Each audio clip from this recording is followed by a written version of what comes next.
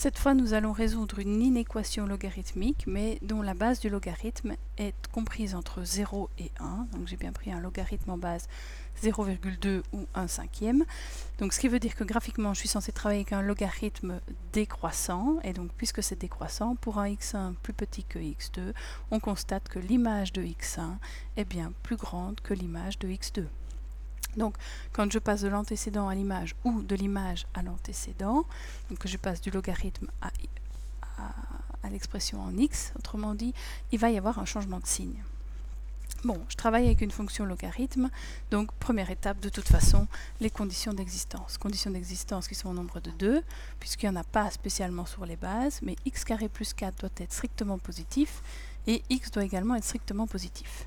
Alors, si vous résolvez ceci, x carré plus 4 strictement positif, ça revient dire que x carré doit être strictement plus grand que moins 4. X carré, on sait que ça vaut soit 0, soit un nombre positif. Donc cette partie-ci, finalement, elle est toujours vraie. Et x doit être positif. Donc ma condition d'existence peut se résumer à x strictement positif, puisque pour que l'expression existe, il faut que les deux conditions soient remplies. Celle-ci, a priori, il n'y en a pas, puisque n'importe quelle valeur de x au carré sera toujours plus grande que moins 4. Par contre, x doit être positif pour le membre de droite. Bien, je peux donc résoudre mon inéquation. Alors, petit problème pour le moment, c'est que à gauche, j'ai bien un logarithme en base 0,2. À droite, j'en ai un aussi, mais ce logarithme est multiplié par 2. Donc, première étape dans la résolution de l'inéquation, c'est de transformer à l'aide d'une autre propriété que celle vue précédemment, le 2 fois logarithme en base 0,2 de x, ce qui va donner, donc par exemple, à gauche, je ne change rien. Par contre, à droite, je sais que quand il y a un réel qui multiplie un logarithme, je peux faire passer ce réel à l'exposant de l'argument, donc ce qui donnerait le logarithme en base 0,2 de x carré. J'ai bien un logarithme en base 0,2 à gauche, le même logarithme en base 0,2 à droite. Donc il n'y a plus rien à appliquer comme formule d'addition ou de soustraction de logarithme.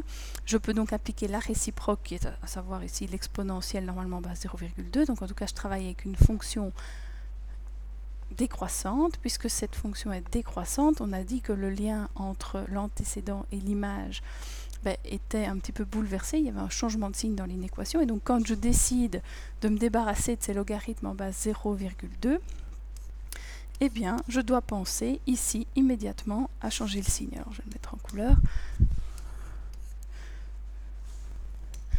À gauche, si je supprime, entre guillemets, ces deux logarithmes en base 0,2, il va nous rester x carré plus 4, et à droite, il reste x carré. X carré plus 4 plus grand que x carré. Si je soustrais x carré de chaque côté, il nous reste que 4 est plus petit ou égal à 0. 4 plus petit ou égal à 0, a priori, c'est toujours faux.